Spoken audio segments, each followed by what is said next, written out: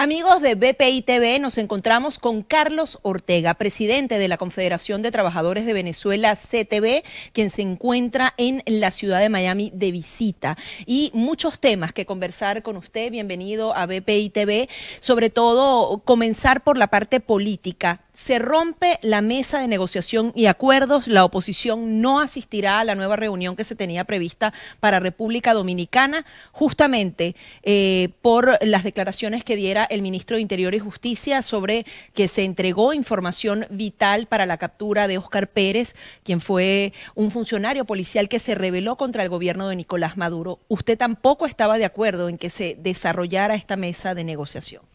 Indudablemente que no. Yo creo que, y lo he venido sosteniendo a través del tiempo, que esa mesa de negociación, porque ahí no existe diálogo, es una mesa de negociación que vienen desarrollando sectores del el gobierno, representantes de la dictadura, con algunos representantes que dicen ser de oposición y que para mí no son tal, son gente que son los grandes aliados de la dictadura y que en ese sentido considero que a partir del 11 de abril de 2002 hasta la presente fecha, esas conversaciones o esa negociación, ayer con el difunto y hoy con Nicolás Maduro y de la gente de la dirección del PSUV, se han venido realizando progresivamente.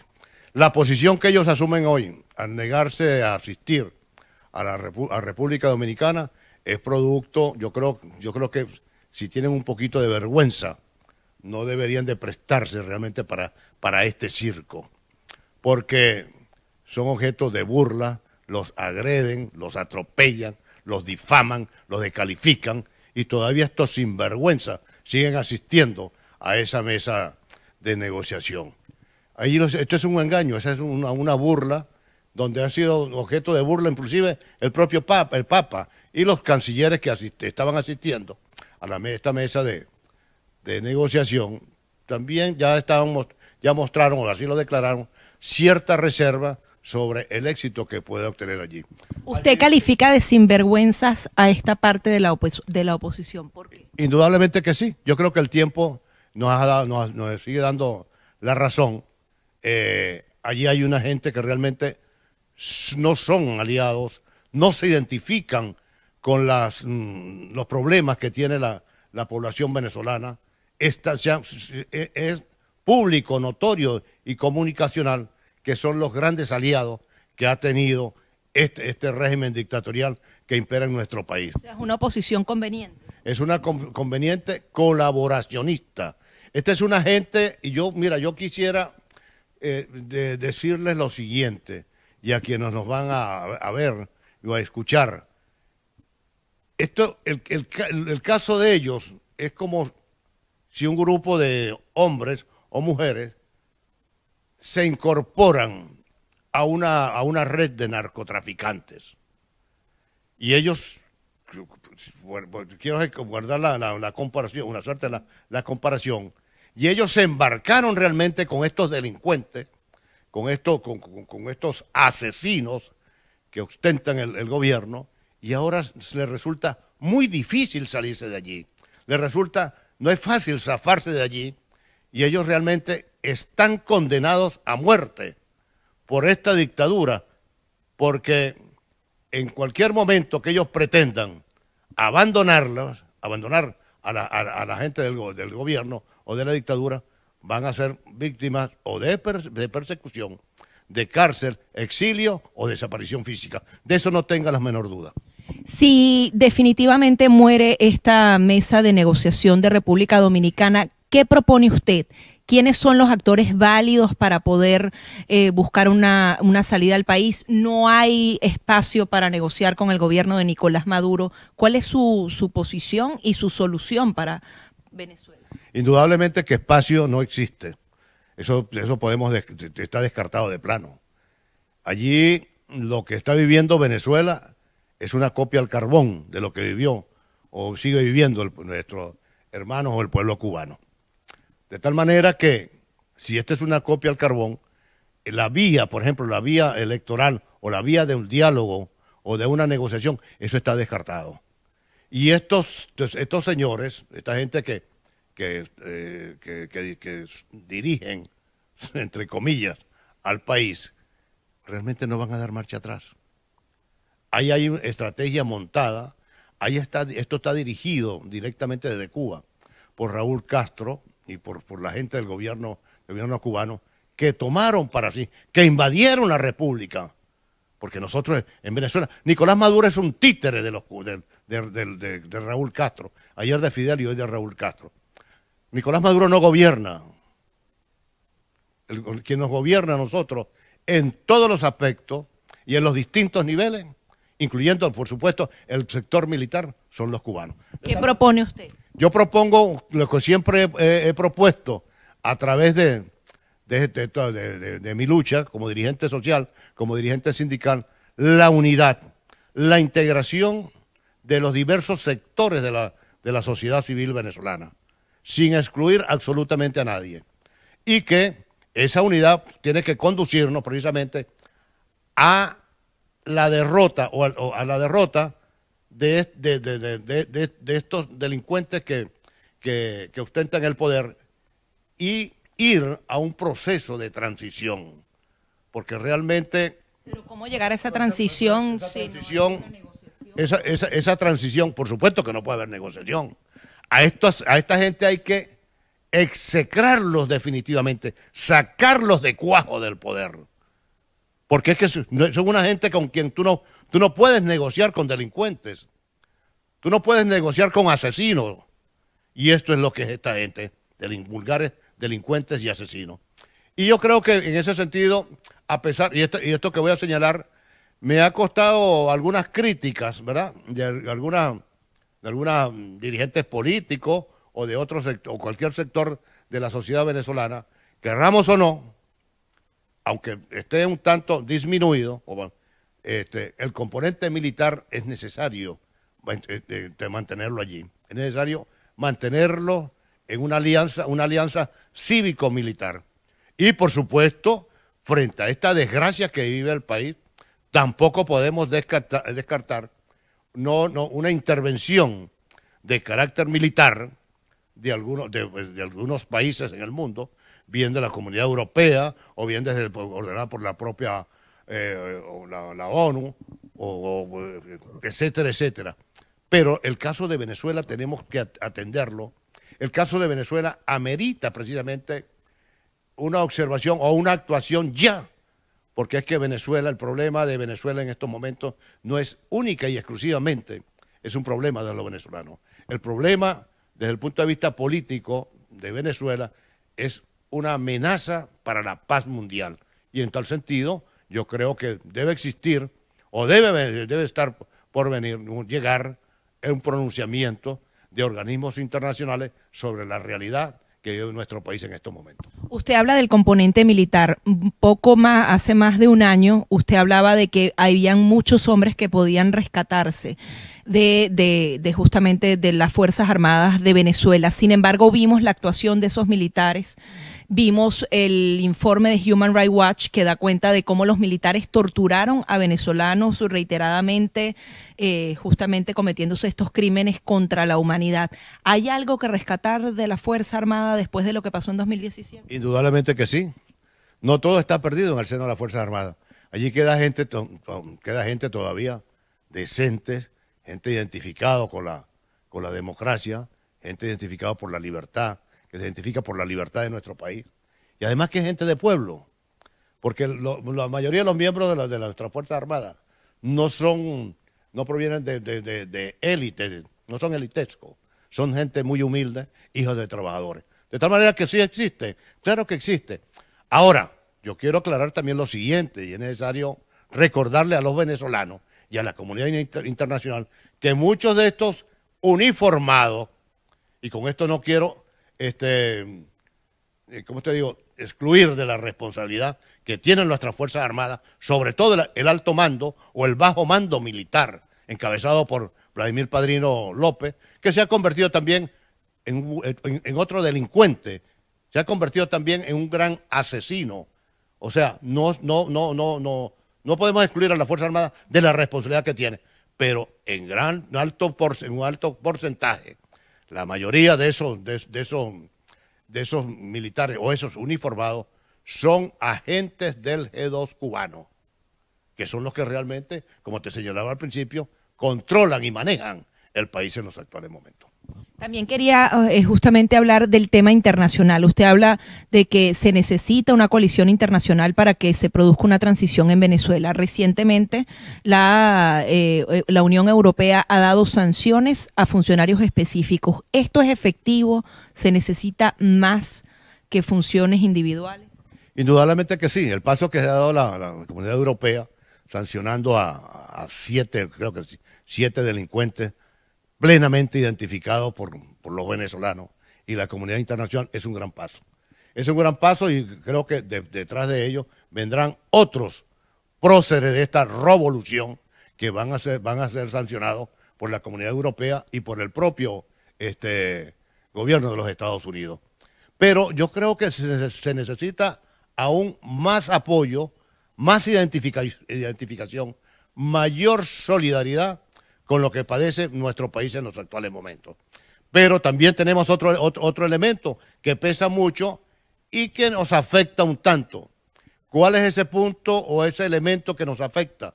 Simple y llanamente la conducta, la posición que asumen estos dirigentes, estos políticos delincuentes que dicen ser de oposición, que le han dado la espalda no solamente a nuestro país, sino que le han dado la espalda a la posición que asume en un momento dado cualquier ente a nivel internacional o cualquier país demócrata en el mundo. Y te cito un ejemplo muy claro y que es ampliamente conocido, no solamente por los venezolanos, sino por la comunidad internacional, el caso del secretario general de la OEA, Almagro, a quien estos dirigentes políticos realmente lo abandonaron, lo dejaron muy mal parado, pero realmente sí no lo dejaron muy mal parado. Creo que los que quedan mal parados fueron esos dirigentes políticos, quienes ahora se están absoluta y totalmente desenmascarados frente a los venezolanos y frente a la comunidad internacional. Otro de los temas sensibles esta semana es el asesinato de Óscar Pérez, funcionario de la Policía Científica, que se rebeló contra el gobierno y fue asesinado. Usted a las 9:30 de la mañana más o menos pudimos ver cómo compartía a través de sus redes sociales, alertando, leemos parte de lo que fue el mensaje: la policía dispara a Óscar Pérez aun cuando él está negociando su entrega, la dictadura pretende ajusticiarlos, pendientes posible crimen. Esto ya se supo más de 12 horas después. Usted pudo leer cuál era la intención del gobierno. ¿Qué opina de este caso? Mira, indudablemente que estamos frente a un país, un gobierno forajido, un gobierno constituido por terroristas, constituido por delincuentes, por narcotraficantes, y que no van a entregar el poder de buenas a primeras. De tal manera que lo que pasó con Óscar Pérez y su grupo es el inicio. La dictadura oficializa con ese crimen atroz que se cometió allí contra estos venezolanos que luchaban por la libertad. Ha oficializado el inicio de una guerra en nuestro país. ¿Qué significa esto? Esto significa que de aquí en adelante la represión, la persecución contra venezolanos que luchan por la libertad en nuestro país va a ser muy difícil, muy difícil. Allí vendrá muerte porque a ellos no les importa absolutamente nada. A ellos no les importa absolutamente nada acribillar o ajusticiar a venezolanos, ilustres venezolanos, porque estos muchachos no eran ni narcotraficantes, ni terroristas, ni corruptos, ni tenían poder político en lo absoluto, sino tenían ansias, ganas e identificación con el pueblo venezolano y acabar de una vez por todas con esta dictadura. Entonces, fíjate, lo que se plantea en estos momentos es muy duro para los venezolanos, te insisto. Ya ellos realmente se han quitado la máscara.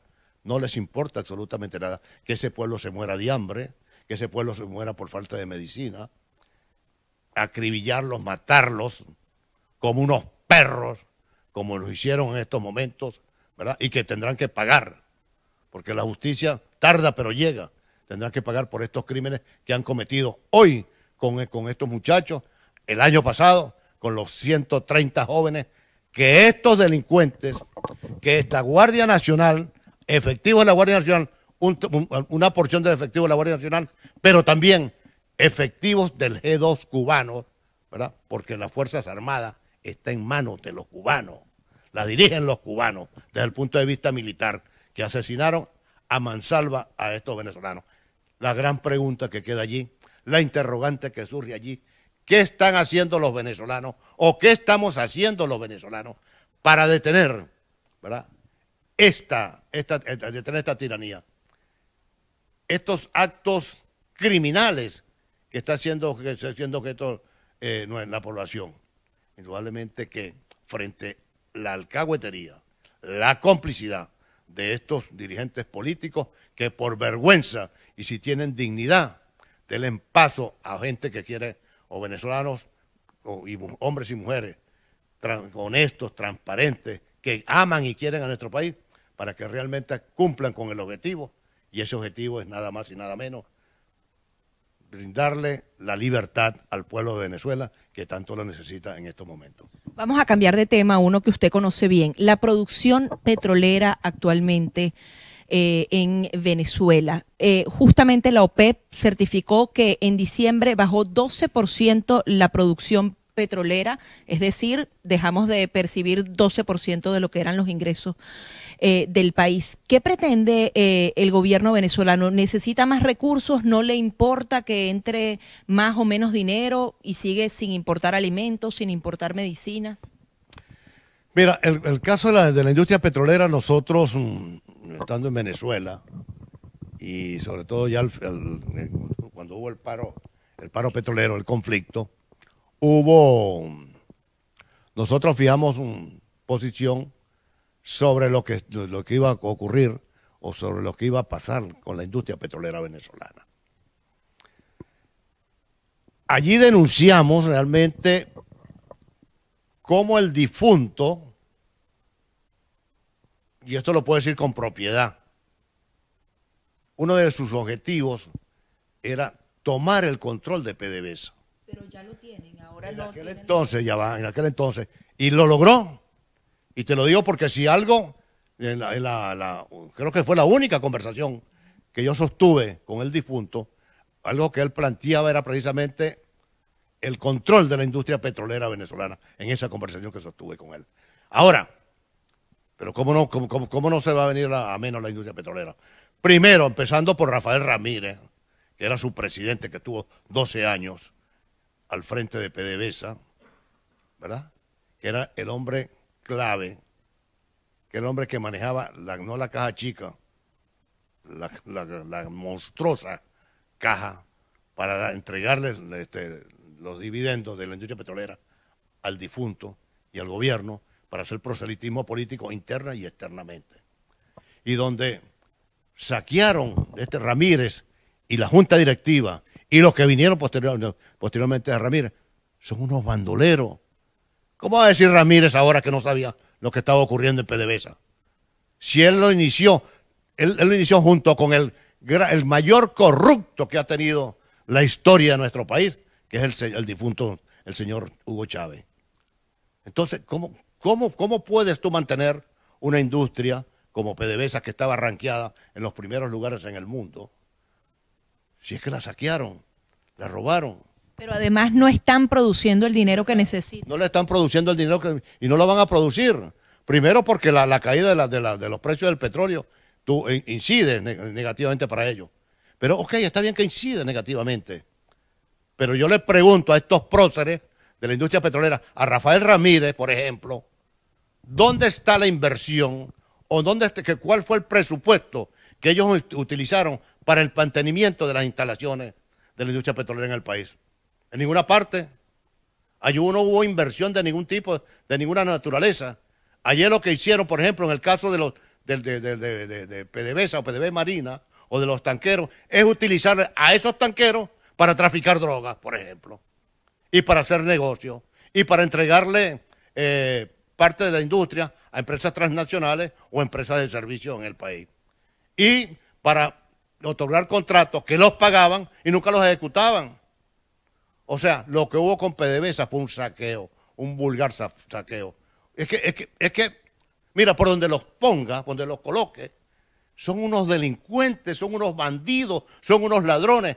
Y yo quiero recordarle al pueblo de Venezuela que estos que ostentan el poder en el día de hoy fueron aquellos que mataban policías en las calles de Caracas y en el interior del país.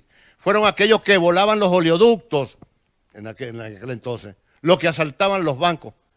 Y su condición de ladrones y de asesinos no la perdieron y lo ponen en práctica en estos momentos contra el pueblo de Venezuela nuevamente. Usted hablaba de Rafael Ramírez y también está la figura de Luisa Ortega Díaz. ¿Qué opina de la posición que ellos han tomado? Al final es información valiosa la que ellos pueden entregar internacionalmente. ¿Cómo sumarlos a lo que podría ser la transición o cree que podría ser otra jugada del gobierno que alguno de los dos se lance a la presidencia? ¿Cómo ve el manejo político y de los delitos que se han cometido en Venezuela con estos dos personajes?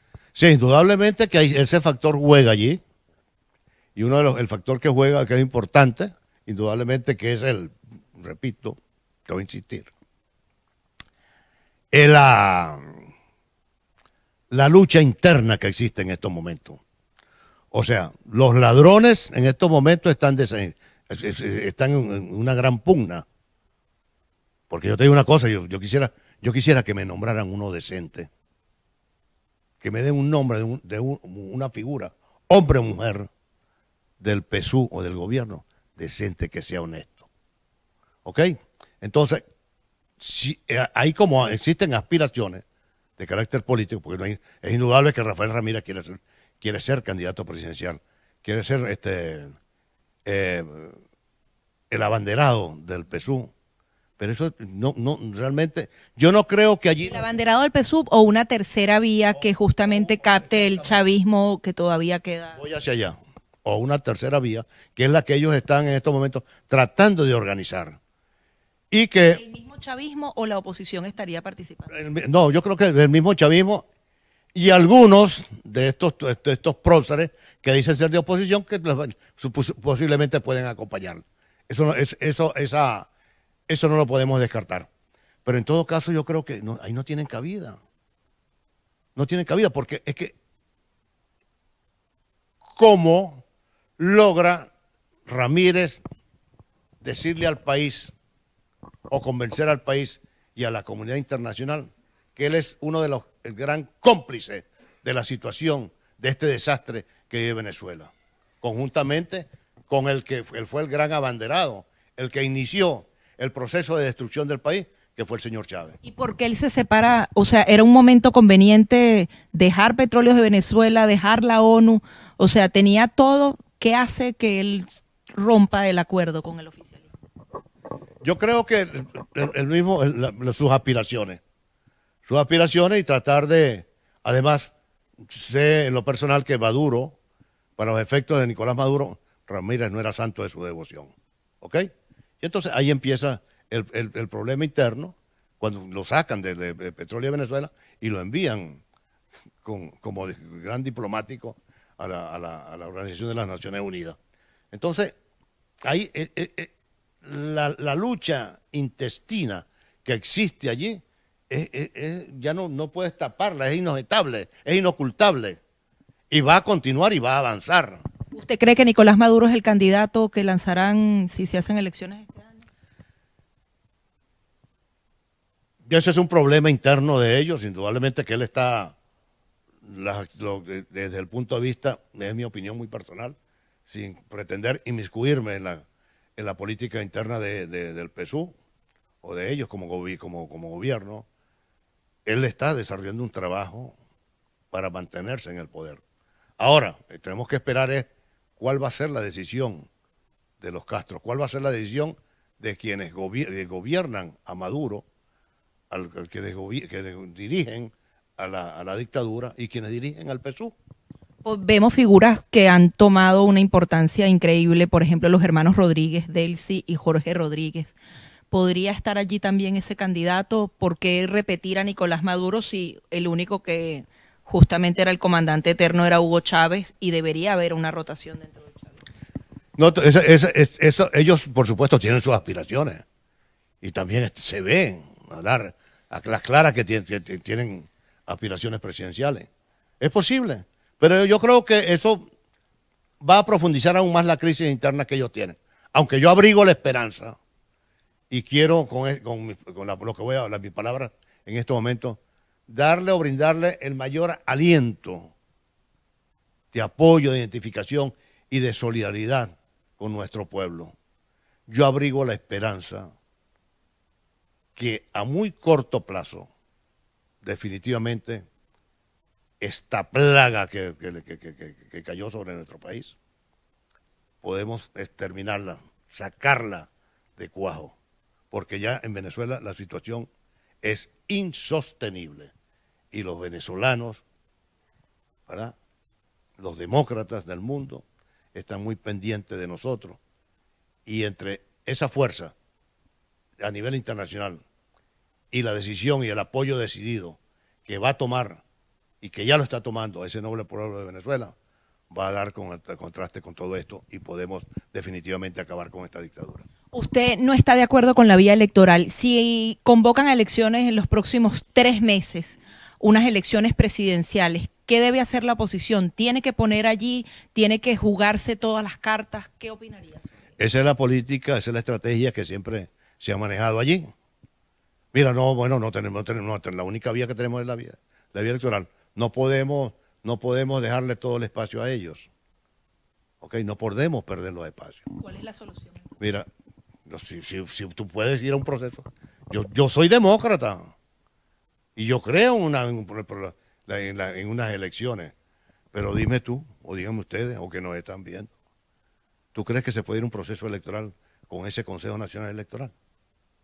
Al frente, con Tibisay Lucena, al frente del CNE. ¿Tú crees que se puede ir a un proceso electoral con ese registro electoral permanente?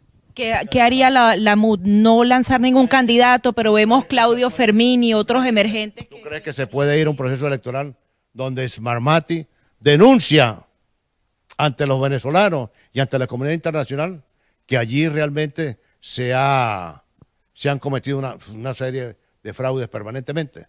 Ahora, nosotros no podemos caer en ese juego.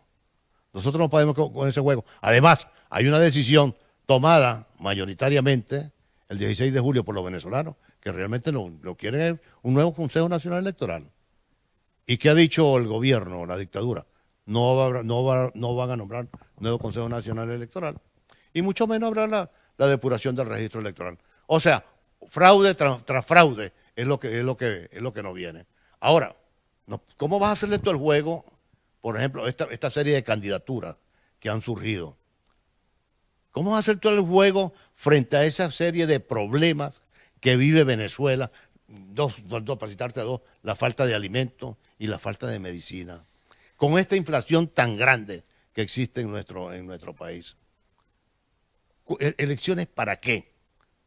¿Para que ellos permanezcan en el poder?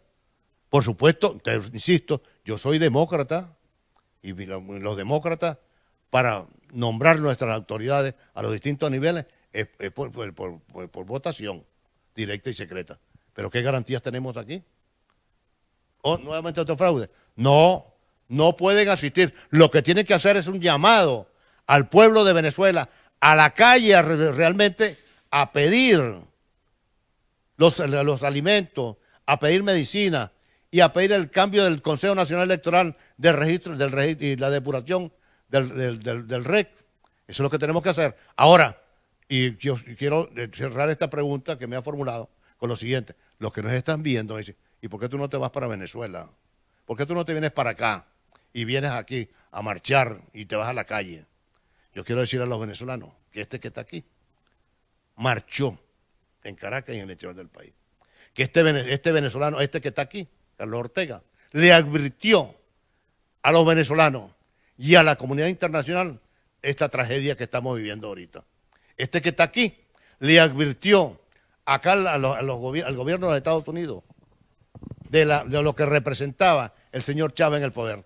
una gran amenaza no solamente para los venezolanos y para la comunidad internacional. Sí, cómo no. Y si en Venezuela hubiese algo organizado, si hubiese una oposición organizada y se requiere y se amerita la presencia de Carlos Ortega o muchísimos de nosotros para montarnos allá en un trabajo político para rescatar la libertad, no tengan duda que yo me voy para Venezuela. Eso se podría hacer a través de la Gran Alianza Nacional, gana justamente la propuesta que hacían ustedes en noviembre junto a Antonio Ledesma. Sin embargo, hay quienes dicen son personas que están fuera del país. ¿Quiénes conformarían esa Gran Alianza Nacional dentro de Venezuela? Yo creo que si algo tenemos los venezolanos, es un gran recurso humano, con mucho talento, con mucha vocación, con mucha mística. Y existen, claro que existen, y tenemos hombres y mujeres, jóvenes sobre todo, dispuestos a transitar por esta vía, por ese canal, a favor de la libertad en nuestro país. Y se puede, lo que tenemos es que tomar la iniciativa de organizarnos. Ya se están dando los pasos para ello. Y creo que la situación que vive Venezuela en los actuales momentos, lo que vive nuestro país en los actuales momentos, amerita y requiere de manera y de forma acelerada organizarse, no solamente allá, sino también a nivel internacional. Los venezolanos, porque no podemos seguir divididos internacionalmente, porque también hay problemas. No podemos seguir pensando o manejando las cosas desde el punto de vista personal o desde el punto de vista con apetencias de carácter político y de apetencias de carácter personal. No, en Venezuela, si nosotros amamos y queremos a nuestro país, tenemos que unirnos, integrarnos, trabajar unitariamente y para salvar lo poco que nos queda ya de este país que tanto amamos y queremos, como te lo señalé anteriormente. Bien, son las declaraciones de Carlos Ortega, presidente de la Confederación de Trabajadores Venezuela, exiliado político, quien justamente daba su opinión sobre temas vitales para Venezuela esta semana. Él asegura que no está de acuerdo en que se lance un candidato de oposición si se convoca de manera urgente unas elecciones presidenciales y adicionalmente aplaude que la mesa de negociación y acuerdo de República Dominicana se haya detenido. Asegura que deben haber actores válidos para buscar una solución a Venezuela. Continúen con más de BPI TV.